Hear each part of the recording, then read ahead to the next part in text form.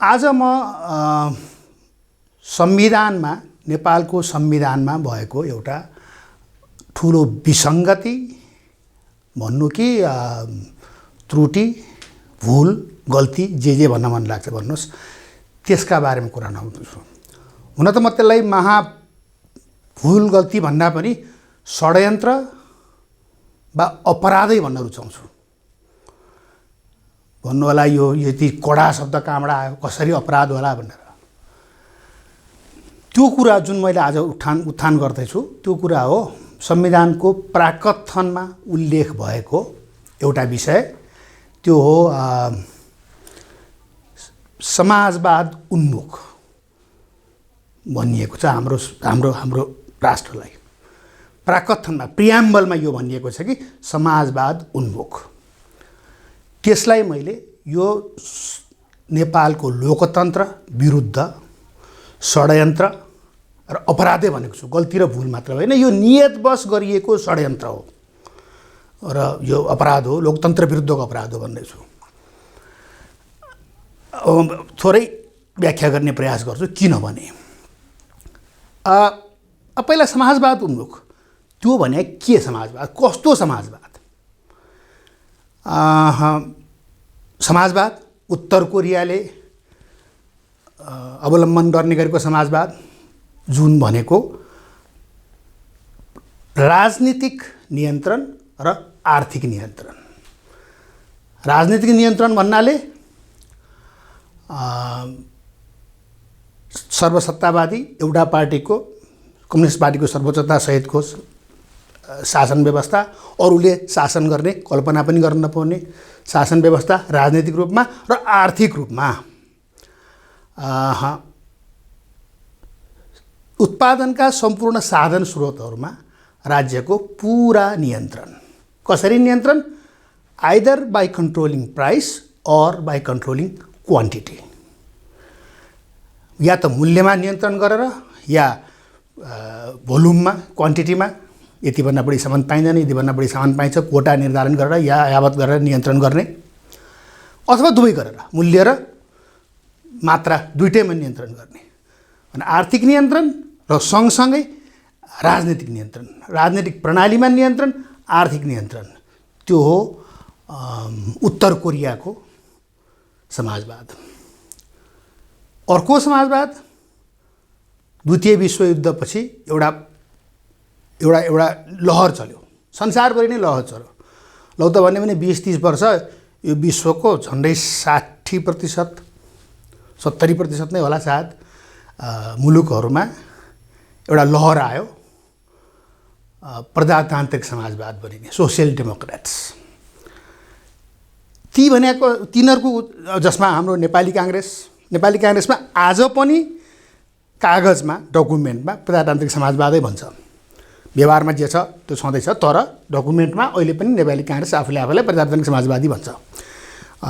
भारतको सारा तमाम सोसलिस्ट पार्टीहरू, डाक्टर लोहिया, जयप्रकाश नारायणदेखि लिएर सबै, इभन यहाँसम्म कि भारतीय काङ्ग्रेस, भारतीय राष्ट्रिय काङ्ग्रेस, नेहरूको काङ्ग्रेस, इन्दिरा गान्धीको काङ्ग्रेसले पनि आफूलाई समाजवादी नै भन्यो, प्रजातान्त्रिक समाजवादी। बेलायतमा लेबर पार्टी प्रजातान्त्रिक समाजवाद, फ्रान्समा François मित्राको party, इटलीमा Bruno क्रास्की, social Democrats समग्रमा यिनीहरूको दौर चल्यो। उहाँहरूको समाजवाद फेरि के हो? प्रजातान्त्रिक समाजवाद भन्थ्यो। राजनीतिक स्वतन्त्रता, पोलिटिकल फ्रिडम, इकोनोमिक कन्ट्रोल। उहाँहरूले पनि के विश्वास गर्नु भने समाजको न्यायपूर्ण विकासको लागि, समाजमा न्यायपूर्ण वितरणको लागि राज्यले आर्थिक स्रोत र साधनहरूमा नियन्त्रण गर्नुपर्छ। आर्थिक नियन्त्रण तर पोलिटिकल फ्रिडम। अघिको उत्तर कोरियावाला समाजवादमा के थियो? पोलिटिकल र इकोनोमिक दुईटै कन्ट्रोल, दुईटैमा नियन्त्रण, राजनीतिक प्रणालीमा पनि नियन्त्रण, आर्थिक प्रणालीमा पनि नियन्त्रण। यता राजनीतिक फ्रिडम तर आर्थिक नियन्त्रण। यो दोस्रो मोडल प्रजातान्त्रिक समाजवाद। हालैका दिनहरूमा गएको 10-15 वर्ष, 20 वर्षमा चीनले एउटा गजबको अनौठो प्रयोग गर्यो। सोसियल डेमोक्रेटिक भन्दा ठिक उल्टा वास्तवमा व्यावहारिक रूपमा राजनीतिक कन्ट्रोल, राजनीतिक रूपमा पुरै नियन्त्रण, तर आर्थिक उदारता, आर्थिक रूपमा खुलापन। सम्पत्तिको हक ग्यारेन्टी गरेको छ चीनमा र बजारलाई धेरै कुरा छोडिदिएको छ चीनमा। राजनीतिक रूपमा चाहिँ नियन्त्रण चीनमा आज पनि चीनमा एउटा चिनिया कम्युनिस्ट पार्टी बाहेक अरू 20-30 वटा पार्टीहरू छन्। सुन्दाखेरि अचम्म लाग्ला छन्, तर ती अरू पार्टीहरूले दुईटा काम गर्न पाउँदैन रे। सबै काम गर्न पाइन्छ, एउटा काम गर्न पाइँदैन, कम्युनिस्ट पार्टीको आलोचना गर्न पाइँदैन। दोस्रो, शासन गर्ने, चुनाव जित्ने वा शासन गर्ने भन्ने कल्पना पनि गर्न पाउँदैन। शासन गर्ने एकाधिकार कम्युनिस्ट पार्टीको। अब यो दुईटा काम गर्न नसिकेपछि बाँकी के काम पाइयो थाहा छैन। यही हो बहुदल मान्छौँ, बहुलवाद मान्दैनौँ भन्ने हाम्रो यहाँका उग्र वामपन्थीहरूले संविधान सभाको पहिलो चुनावको बेलामा निकै चिच्याउनु गरेको थियो। यो पनि एउटा समाजवादको मोडल, राजनीतिक कन्ट्रोल, आर्थिक उदारता। अब यो समाजवाद उन्मुख भन्नाले यी मध्ये कुन चाहिँ मोडललाई हामी अवलम्बन गरेको समाजवाद उन्मुख हुन खोजेको त्यो नै क्लियर छैन। तर मैले योभन्दा बढी कुरा के भने यो समाजवाद उन्मुख भनेर वास्तवमा ठुलो अपराध गरिएको छ, राजनीतिक रूपमा षड्यन्त्र गरिएको छ भने त्यो किन भनेको? हाम्रो संविधान के हो रे? सङ्घीय लोकतान्त्रिक गणतन्त्र नेपालको संविधान। सङ्घीय लोकतान्त्रिक गणतन्त्र नेपालको संविधान। तर संविधान हामीले निकै दुःख कष्ट गरेर जारी गऱ्यौँ, लागू छ अहिले संविधान। तर यति हुँदाहुँदै पनि अहिले पनि यो संविधान सर्वस्वीकार्य छैन। निकै ठुलो प्रश्न उठिरहेको छ भन्ने हामीलाई थाहा छ, उठिरहेको छ, ठाउँ ठाउँमा उठिरहेको छ। स्पेसली संहितामा प्रश्न उठेको छ, धर्मनिरपेक्षतामा प्रश्न उठेको छ, यदाकदा गणतन्त्रकै बारेमा पनि प्रश्न उठेको छ, नउठेको होइन। म त्यतातिर जान चाहन्न। मैले चाहिँ के कुरा गर्दैछु भने यो समाजवाद उन्मुख भनेको ठुलो अपराध हो भन्दैछु। किनभने अब म भन्दैछु, पहिला कुरा त मैले व्याख्या गरेँ थोरै। समाजवाद कुन मोडलको समाजवाद के हो त्यो भनेको। अब लोकतान्त्रिक समाजवाद रे, लोकतन्त्रको सबभन्दा ठुलो पहिलो आवश्यकता के हो? लोकतन्त्रको इन्ग्रेडियन्ट के हो? कम्पोनेन्ट के हो? लोकतन्त्रको कम्पोनेन्ट के हो भने आवधिक निर्वाचन र स्वतन्त्रता, वैचारिक स्वतन्त्रता, सबै कुरामा स्वतन्त्रता, युनिभर्सली एक्सेप्टेड ह्युमन राइट्स जसमा अभिव्यक्तिको स्वतन्त्रतादेखि लिएर सबै छ, र आवधिक निर्वाचन। अब हामीले संविधानमा के भन्यौँ? समाजवाद उन्मुख।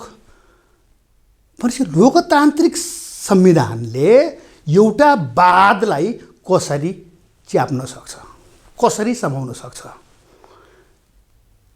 भनेपछि त यसले अरू वादलाई निषेध गर्यो।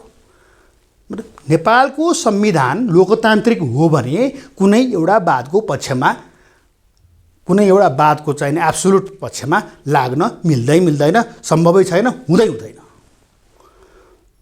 तर हामीले समाजवाद भन्यौँ।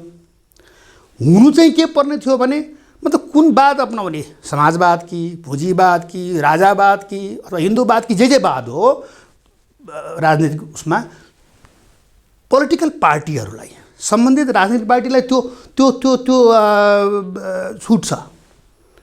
म पुँजीवाद अपनाउँछु, म राजतन्त्र अपनाउँछु, राजतन्त्रमा विश्वास गर्छु भन्न सबैले पाउँछ, आफूले पाउँछ पार्टीहरूले। त्यति भनिसकेपछि उसले, त्यो पोलिटिकल पार्टीले त्यो आफ्नै विचार लिएर मेनिफेस्टो बनाउँछ र चुनावमा भाग लिन जान्छ। र चुनावमा भाग लिइसकेपछि जनताद्वारा अनुमोदित भयो भने त्यो अवधिमा आफ्नो त्यो सिद्धान्तलाई लागू गर्छ। तर अब हामी के भन्दैछौँ?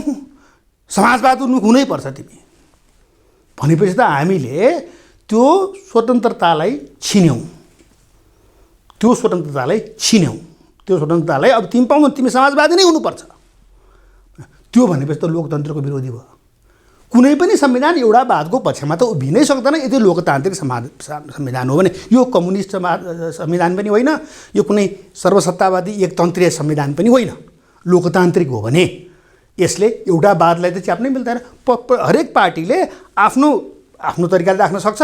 त्यसपछि उसले आवधिक निर्वाचनमा गएर आफ्नो विचारलाई अनुमोदन गराउन सक्छ र अनुमोदन गराइसकेपछि उसले त्यसमाथि आफ्नो लागू गर्न सक्छ एउटा अवधिको लागि। फेरि पनि त्यही चिजलाई कन्टिन्यू गर्नु पर्यो भने, त्यसैलाई निरन्तरता दिनु पर्यो भने फेरि जनतामा गएर म्यान्डेट लिनुपर्छ। कुनै पनि चिजहरू एकचोटि चुनाव जितेर सधैँको लागि हुने अथवा एउटा कुनै वाद अथवा एउटा कुनै विचारधारा एकपल्ट भनेपछि सधैँलाई हुने, त्यो त लोकतन्त्र हुनै सक्दैन। भनेपछि वास्तवमा म के भन्दैछु त भन्दाखेरि यो धर्मनिरपेक्षता, सङ्घीयता, गणतन्त्र जे कुरामा प्रश्न उठ्ने कुरो थियो त्यो त छँदैछ आफ्नो ठाउँमा, त्यसमा कुरा गरौँला, गर्न बहस हुनसक्छ। तर यो सबभन्दा ठुलो अपराध गरिएको लोकतन्त्रका विरुद्ध यो जुन भनियो अहिले समाजवाद उन्मुख भनेर, यो वास्तवमा ठुलो अपराध हो। यो स्वीकार्य हुनै सक्दैन। र साँच्चीकै नेपालीहरू जो लोकतन्त्रमा विश्वास गर्छ, स्वतन्त्रतामा विश्वास गर्छ, जसले अभिव्यक्तिको स्वतन्त्रतादेखि लिएर सर्वस्वीकार्य मानव अधिकारमा विश्वास गर्छ, त्यसका लागि यो क्लज, यो धारा अथवा प्रियाम्बलमा लेखिएको, प्राकथनमा लेखिएको यो धारा स्वीकार्य हुनै सक्दैन। वास्तवमा यसलाई जति सक्यो छिटो यसलाई हटाइनुपर्छ। यो सुन्दाखेरि अचम्म लाग्ला, सुन्दाखेरि नराम्रो लाग्ला, ओहो। फेरि म दोहोऱ्याएर भन्दैछु, नेपाल समाजवादी मुलुक होइन। हाम्रो अवधारणा समाजवादी होइन, लोकतान्त्रिक हो। आफ्नो अवधारणालाई, आफ्नो विचारलाई जनतामा अनुमोदित गराएर एउटा अवधिको लागि लागू गर्न सक्छ, त्योभन्दा बढी गर्न सक्दैन। तर अहिले यो वास्तवमा यसमा षड्यन्त्र मैले किन भने मैले बारम्बार अस्तिदेखि पहिलादेखि दुईचोटि मैले दोहोऱ्याइसकेँ, भनिसकेँ, जुन तरिकाले वैचारिक रूपमा चाहिने अतिक्रमण भएको छ यो मुलुकमा, जुन ढङ्गले चीन वा कम्युनिस्टहरूको अतिक्रमण भएको छ, वैचारिक अतिक्रमण, र त्यसपछि स्ट्राटेजिक कन्ट्रोलको अतिक्रमण भएको छ, त्यसलाई रोक्नको लागि पनि यो समाजवाद उन्मुख भन्ने हटाइनुपर्छ, तत्काल हटाइनुपर्छ। यो हटेन भनेदेखि यसले विकृति निम्त्याउँछ भन्ने मेरो स्पष्ट ठहर र निर्क्योल हो। अब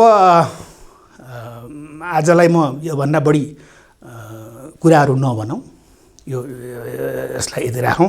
यो बहसको विषय हुनसक्छ, तर स्पष्ट रूपमा सैद्धान्तिक रूपमा पनि लोकतन्त्र हो भने यसले कुनै वादलाई अँगाल्न मिल्दैन।